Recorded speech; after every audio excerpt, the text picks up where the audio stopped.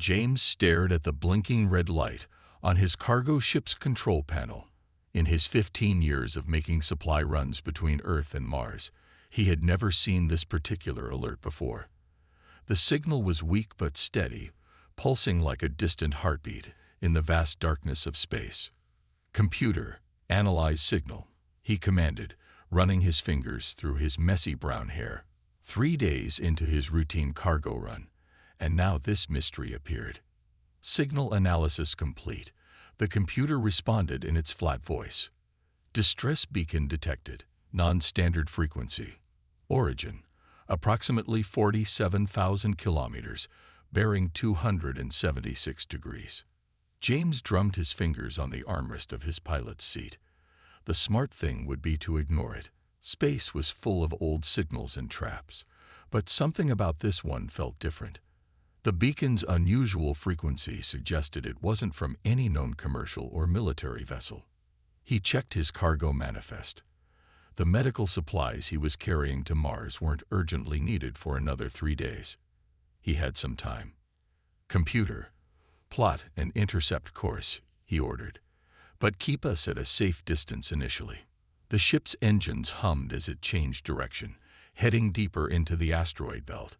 James kept his eyes fixed on the radar, watching for any signs of movement. As they got closer, he spotted something reflecting light between 2 large asteroids. "Magnify Sector 7, he said. The screen zoomed in, revealing a ship unlike any he had seen before. Its hull was dark and smooth, almost organic in design. It was clearly damaged, one side torn open, probably from an asteroid collision. James guided his ship closer, using maneuvering thrusters to match the mysterious vessel's drift. "Computer, scan for life signs. Warning, ship design unknown. Scanning effectiveness may be limited," the computer cautioned. "Multiple enclosed compartments detected. Possible stasis units. Environmental systems non-functional." James suited up, checking his oxygen levels twice. This could be a trap, but it could also be someone who genuinely needed help. He wasn't going to leave without knowing. "Maintain position," he instructed the computer. "If anything approaches within 10,000 kilometers, wake me immediately." The airlock hissed as he stepped out into space. Using his suit's thrusters, he crossed the gap between the ships. Up close, the damage looked worse. Whatever happened here wasn't recent. The torn edges of the hull were frosted with ice crystals. He found an entry point through the damaged section. His helmet lights illuminated a corridor that curved organically, like being inside a giant shell. The artificial gravity was dead, letting him float freely through the ship. Following his scanner's readings, James made his way deeper into the vessel. He passed what looked like a cargo hold, then a control room filled with strange instruments. Finally, he reached what appeared to be a storage chamber. His breath caught in his throat. Along the walls stood dozens of vertical pods, their surfaces clouded with frost. Through the cloudy surfaces, he could make out shapes, bodies of different sizes and forms. "Life signs detected," his suit's computer announced. "Pod 7 shows active stasis functions and viable biosigns." James wiped the frost off Pod 7's surface with his gloved hand. Inside, he saw a humanoid figure. Her skin was a pale blue, with intricate silvery markings that seemed to swirl across her face and arms. She looked peaceful, almost like she was sleeping. Checking the other pods confirmed his fears. All the other occupants had perished when the ship's systems failed. Only this pod's backup power had kept working. James knew he should call this in. Space law required reporting any derelict vessels or rescued survivors to the authorities. But looking at the ship's design and the clearly non-human cargo, he realized what this was: a smuggling vessel carrying sentient beings as cargo. By the time the authorities arrived, processed the scene, and decided what to do, the last pod's power might fail. He couldn't let that happen. "Computer," he radioed to his ship, "prepare medical bay for emergency stasis transfer. We're about to have a passenger." As he began the careful process of disconnecting the pod, James couldn't shake the feeling that his life was about to change forever. What he didn't know was just how right he was. Moving the stasis pod to his ship proved harder than James expected. In zero gravity, the pod's bulk made it awkward to maneuver through the damaged corridors. Sweat formed on his forehead inside his helmet as he carefully guided it through the twisted metal of the ship's wounded hull. Warning, his ship's computer announced through his helmet comm. Unknown vessel detected at extreme range. Current trajectory suggests routine patrol route. James worked faster. He couldn't risk being discovered here. Time until they're in scanning range. Approximately 47 minutes at current speed. Using his suit's thrusters, he finally pushed the pod across the gap between ships.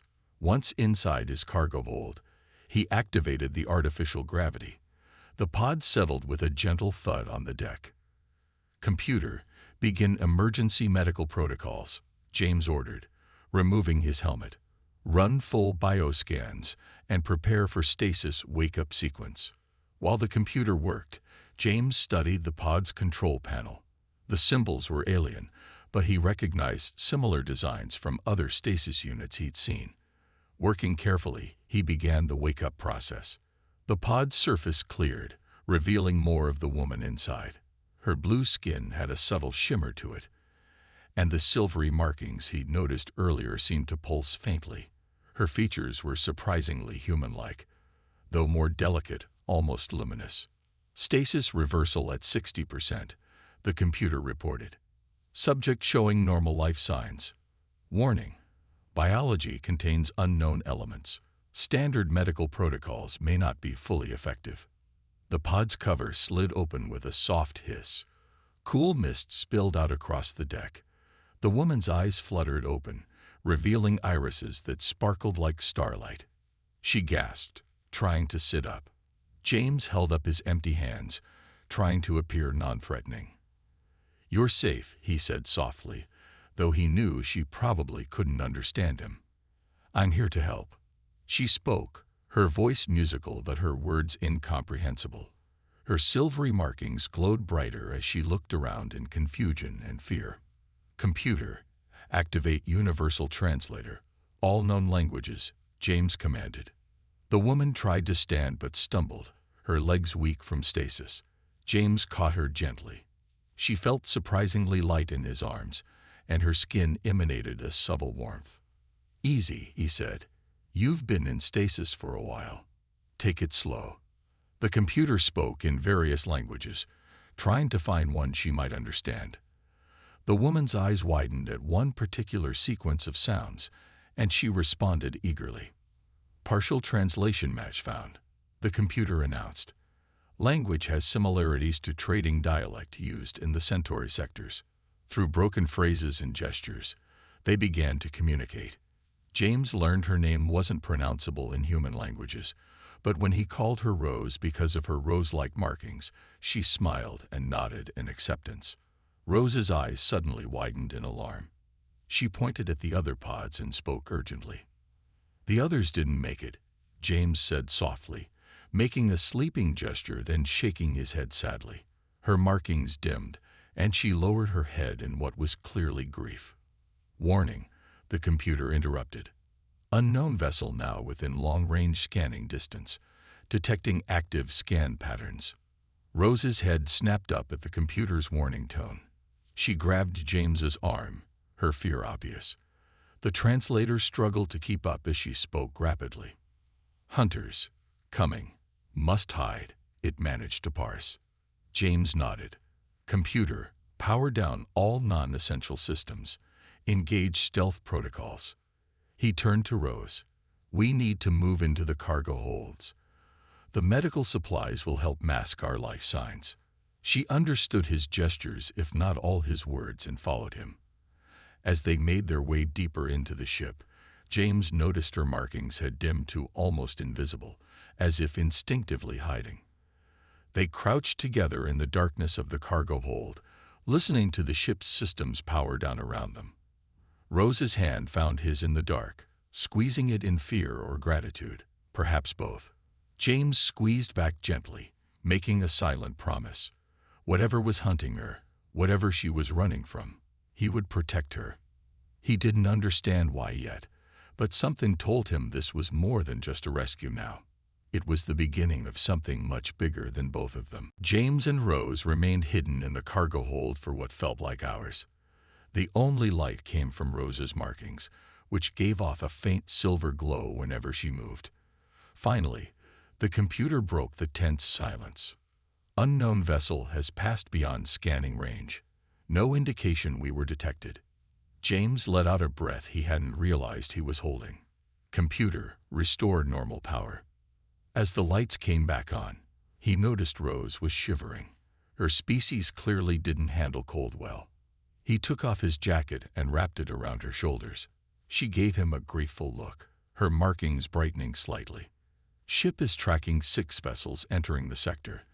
The computer suddenly announced. Pattern suggests search formation. Rose's markings flashed in alarm. The translator, now working better after processing more of her language, conveyed her warning. They are slavers, very dangerous. They will not stop hunting. James pulled up the navigation display. They were deep in the asteroid belt, which meant lots of places to hide, but also lots of ways to get trapped. Computer, plot all possible routes to Mars colony. Multiple paths appeared on the screen, glowing lines weaving between the asteroids. Rose stood up, still wrapped in his jacket, and studied the display. Her hand moved through the hologram, tracing patterns James couldn't see. Her markings pulsed with concentration. Energy flows. The translator conveyed her words. I can sense them. This path. She pointed to a route that wasn't on the computer's map. Asteroids hide special currents. James hesitated.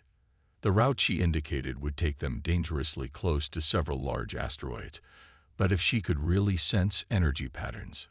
Multiple vessels now changing course. The computer warned. 3 ships approaching our position. Decision time. James looked at Rose, saw the certainty in her star-bright eyes. Computer, transfer helm control to manual. Rose, guide me. What happened next was unlike anything James had experienced in his years of flying. Rose stood beside his pilot chair, one hand on his shoulder, the other pointing the way. Her markings pulsed in rhythm with the ship's engines as she sensed the invisible currents of space. Left, she would say, or wait, and James would respond instantly, trusting her completely.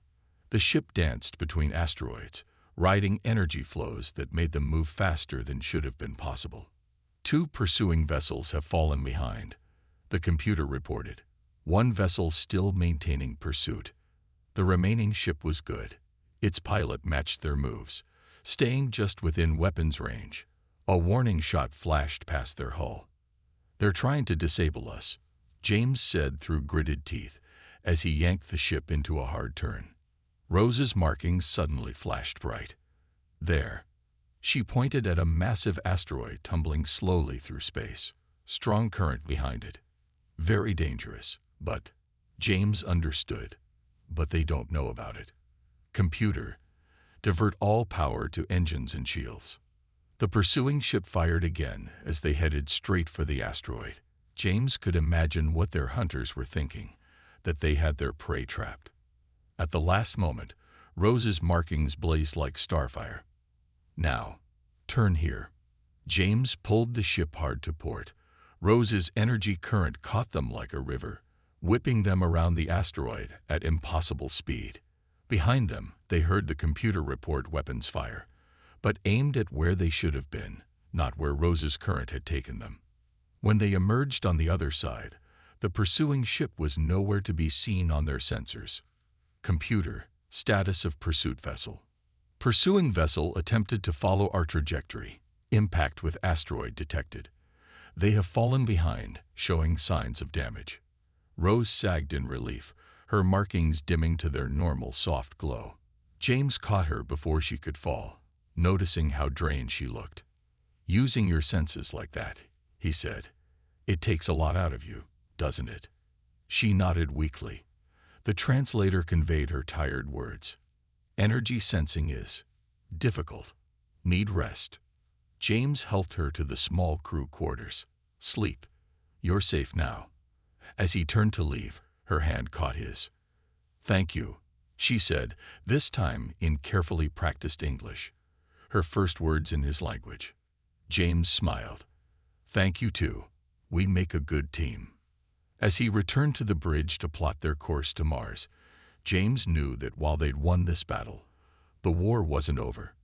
The slavers wouldn't give up easily. But now he was certain of one thing. Together, he and Rose could face whatever came next. 2 days had passed since their escape from the slavers. James had changed course 3 times, using less traveled routes to throw off any pursuit. They were now docked at Wilson's Point, a small mining station that didn't ask too many questions. James watched as Rose sat cross-legged on the observation deck, her eyes fixed on the stars beyond the window. The station's rotation created an artificial night and day cycle, and in the dim light of the simulated evening, her markings gave off a gentle glow that painted patterns on the walls. "Your world," she said, her English improving rapidly thanks to the translation software and her own determination to learn. "It has only one sun." "Yes," James replied, sitting down beside her. "And one moon. What about yours?" Rose's markings shifted to a pattern he was starting to recognize as nostalgia.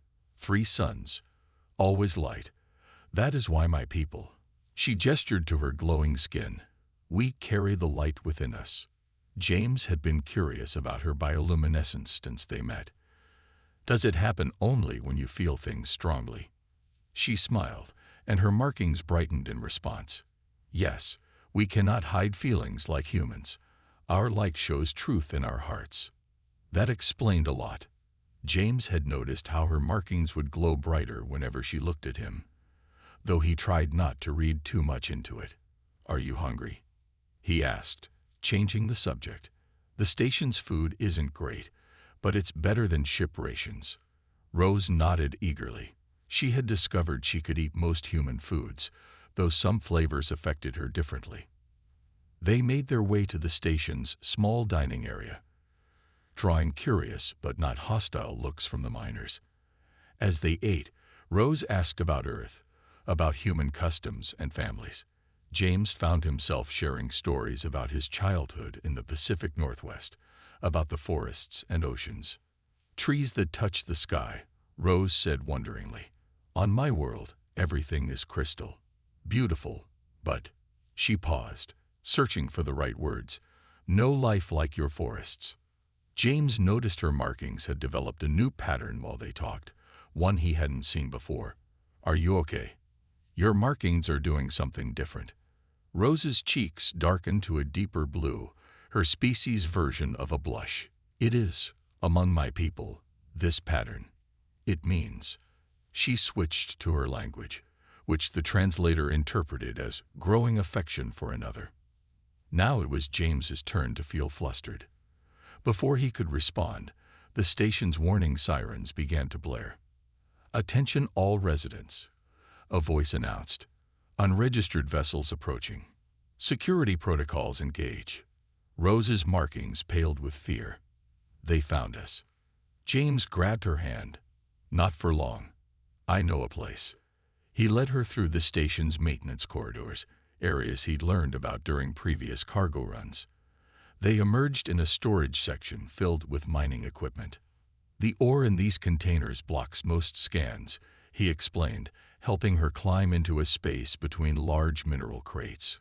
"We'll be safe here." Rose held tight to his hand, unwilling to let go. They sat in the darkness, her markings providing just enough light to see each other's faces.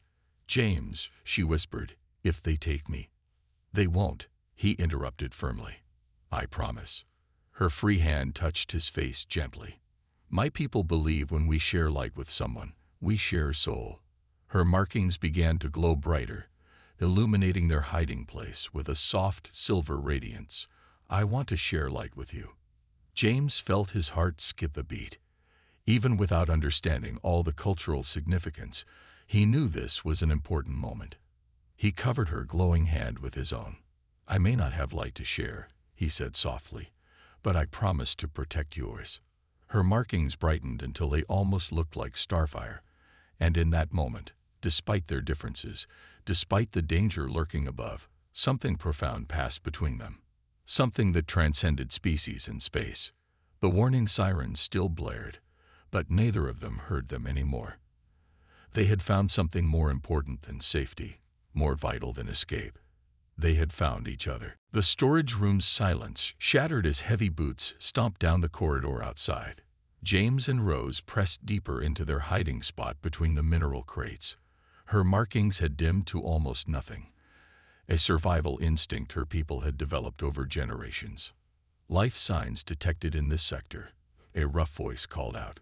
Spread out and search. Remember, we need the Lumini alive. Rose trembled against James. Through the translator still clipped to her collar, she whispered, "They're not just slavers. They're collectors. They hunt my people for our healing powers." James's jaw tightened. He'd suspected there was more to her kidnapping than simple slavery. "How many of your people have they taken?" "Too many," she replied. "We heal through our light. They keep us in dark places, use our power until we fade away." The footsteps grew closer. James could see flashlight beams sweeping the floor through gaps in the crates. He looked around desperately for a way out, but they were trapped. Suddenly, Rose's markings flashed with determination. "I will not hide anymore," she said in clear English. "I will not let others suffer." Before James could stop her, she stood up, her markings blazing like a newborn star. The storage room filled with brilliant silver light. The collectors shouted in surprise, shielding their eyes. "Stop," James called out, standing beside her. "She's under my protection." Through squinted eyes, he counted 4 collectors, all wearing dark body armor. Their leader, a scared man with cybernetic eyes, smiled coldly. "Protection. You have no idea what you're dealing with, cargo pilot. That creature is worth more than you'll earn in 10 lifetimes." "I am not a creature," Rose said firmly, her voice carrying a new strength. "I am not property. My people are not your power source." The leader laughed. Your people are weak. You hide in your crystal cities, wasting your gifts. We found a better use for your powers." James noticed movement behind the collectors, station workers, miners, drawn by the commotion and Rose's light. They watched from the shadows, dozens of them. "You're wrong," James said, taking Rose's hand. Her light pulsed stronger at his touch. "Her people aren't weak. They carry starlight in their souls. What do you carry except greed and cruelty?" The leader raised his weapon. "Enough talk. Take them both. We can always use more slaves." "No," a new voice called out. One of the miners stepped forward, a burly woman James recognized from the dining area. "Not on our station." More miners emerged from the shadows, carrying tools that suddenly looked a lot like weapons. They had seen Rose over the past days, seen her kindness, her light. They had made their choice. The leader's cybernetic eyes wared as he reassessed the situation. His team was now heavily outnumbered. Rose stepped forward, her markings shifting to a pattern James had never seen before, intricate swirls that filled the room with pulsing energy. The collector's weapons sparked and died in their hands. "My people learned to hide," she said, her voice echoing strangely, "because we hate violence. But we are not powerless. We are not prey." The collectors backed away as her light grew more intense. James felt energy coursing through him where their hands joined, like liquid starlight in his veins. "Leave," Rose commanded. "Tell others what you saw here. The hunting stops now." The leader looked at his useless weapon, at the crowd of angry miners, at Rose's blazing form. For the first time, fear showed on his face. "Fall back," he ordered his team. "Fall back now." They retreated quickly, practically running from the storage room. The miners cheered, surrounding James and Rose with congratulations and supportive pats on the back. Rose's light dimmed to its normal gentle glow as she sagged against James, exhausted but smiling. "I never knew I could do that," she whispered. "I did," James said softly. "From the moment I found you, I knew you were stronger than they could ever understand." She looked up at him, her markings shifting to that special pattern that meant affection. No, he realized now. It meant love. "We are stronger together," she said, and kissed him for the first time, her light enveloping them both in a soft silver glow, while the miners tactfully looked away, grinning. The hunters had been driven away, but more importantly, Rose had found her strength, her voice, and her heart's home, all at the same time. A week after the confrontation with the collectors, James and Rose stood at the communications center of Wilson's Point Station. Through the station's powerful transmitters, they had finally managed to contact Rose's homeworld, Crystal Haven. The holographic image of Illumini Elder floated before them, her markings glowing with complex patterns that showed both joy and concern. Rose's own markings rippled in response as she spoke with her elder in their native language. James watched the conversation, understanding pieces through the translator.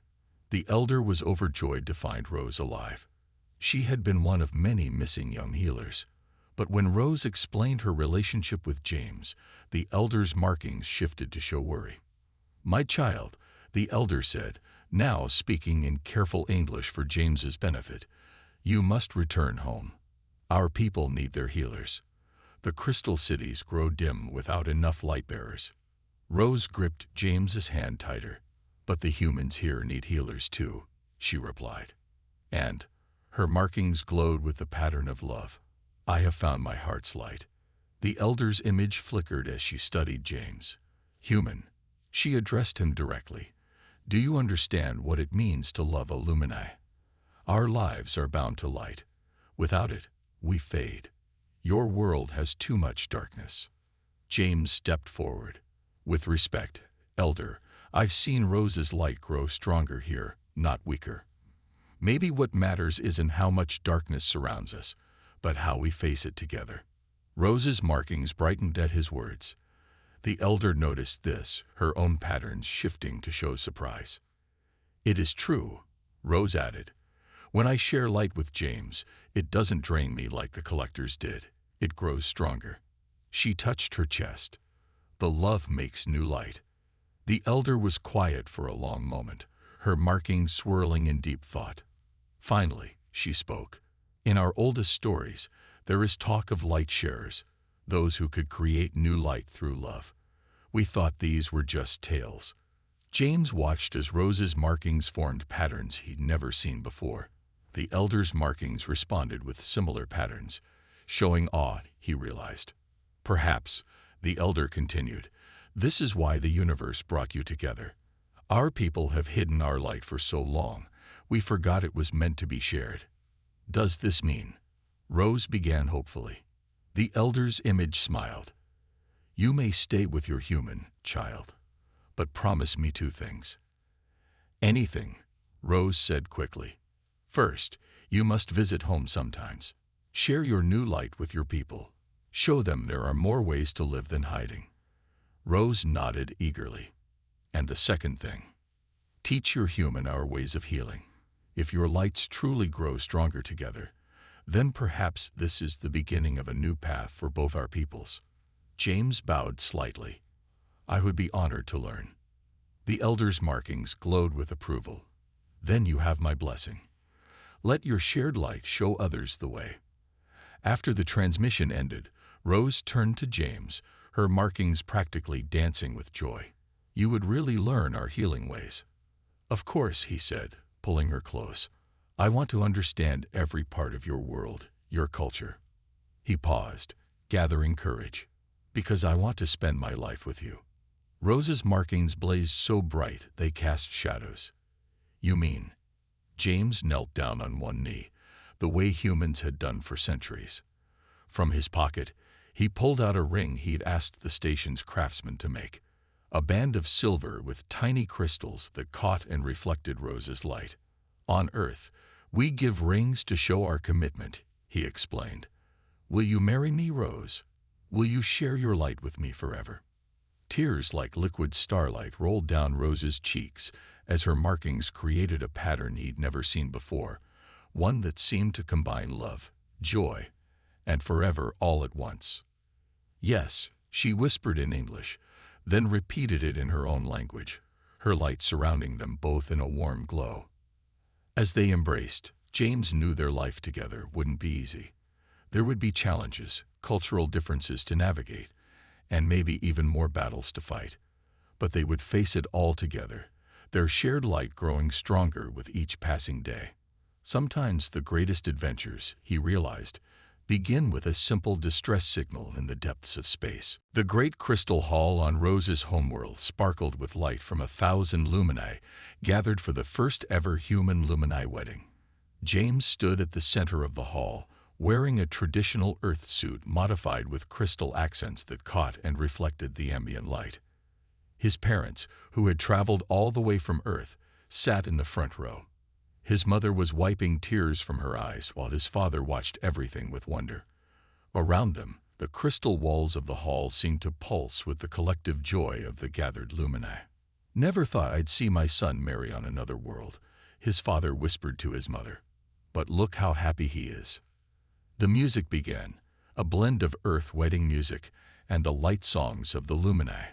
The assembled crowd turned as Rose entered the hall. James's breath caught in his throat. She wore a dress that seemed made of light itself, flowing around her like liquid starlight. Her markings glowed with pure joy, creating patterns that danced across the crystal walls.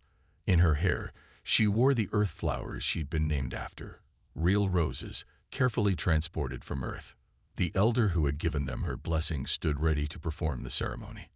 As Rose reached James, their hands joined naturally, and their combined light made the crystals sing with a tone of perfect harmony.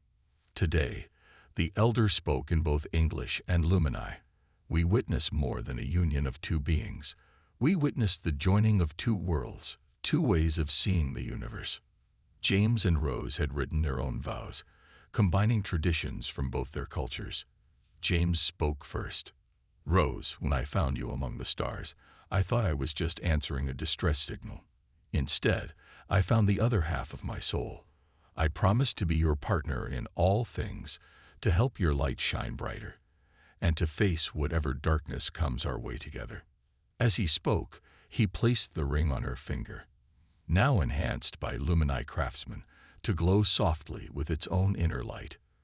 Rose's markings rippled with emotion as she began her vows.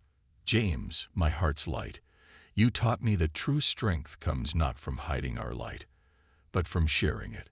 I promise to light your way through darkness, to share all my joys and sorrows with you, and to create new light together every day." She placed her hands on his chest, and suddenly James felt warmth spreading through him. The assembled lumini gasped as faint, silvery patterns appeared on his skin, not permanent markings like Rose's, but a visible sign of their connection. "The light accepts you both," the elder declared. "What the stars have joined, let no distance divide." Their kiss sealed the ceremony, and the crystal hall erupted in celebration. Humans and lumini together released floating lights into the air, paper lanterns from Earth, mixing with the bioluminescent spheres of Crystal Haven. Later, at the celebration, James and Rose danced together, moving to music that bridged their two worlds. Around them, humans and lumini mingled, sharing stories and learning from each other. "Look," Rose whispered, pointing to a young human girl talking with a lumini child, both fascinated by each other's differences and similarities. "The beginning of something new," James agreed. "Speaking of which," he placed a hand on her shoulder. "Have you thought about when you want to start teaching me healing?" Rose's markings sparkled with mischief. "I already have. Why do you think you can see ghost patterns on your skin now? You're learning to share the light." James looked at his hands in wonder, seeing the faint silvery traces that now lived under his skin.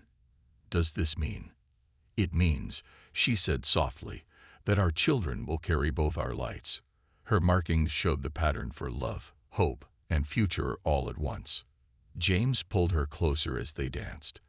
Above them, through the crystal dome of the hall, 3 suns were setting, painting the sky in impossible colors.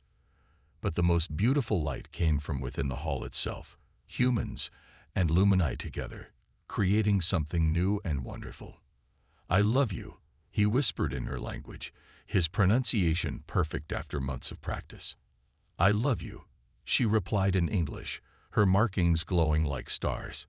And in that moment, on a crystal world circling three suns, two species moved one step closer to understanding each other, all because one human had answered a distress call in the depths of space. Sometimes, the greatest adventures aren't about where you go, but who you find along the way.